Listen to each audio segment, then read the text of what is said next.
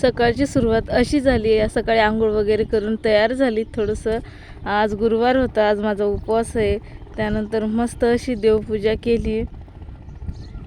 त्यानंतर फराळ बनवा म्हटलं तर इकडं आली आहे. तर इथं सर्वांचं जेवण चालू होतं. बाबू पण जेवण करायला बसला होता. पप्पा, आई, मावशी, काका सर्व जेवायला बसले होते. त्यानंतर त्यांचे जेवण वगैरे होऊ दिले. मग मी फराळ बनवलं आणि 2 साबुदाण्याच्या कुरड्या पण तळल्या. त्यानंतर मी फराळ करून घेतलं आणि इथं माझं फराळ चालू आहे. आरामात फराळ केलं कारण की गुरुवार असल्यामुळं मी निवांत असते. त्यानंतर वातावरण एवढी गरमी होते ते ना, बाबू बाहेर झोपला. घरामध्ये काही टाकलं नाही त्याला कारण की सतत लाईट ये जा करत आहे. इथं बाबूला झोपवलं, त्याला झोका वगैरे देणं चालूच असतं गरमीमुळं.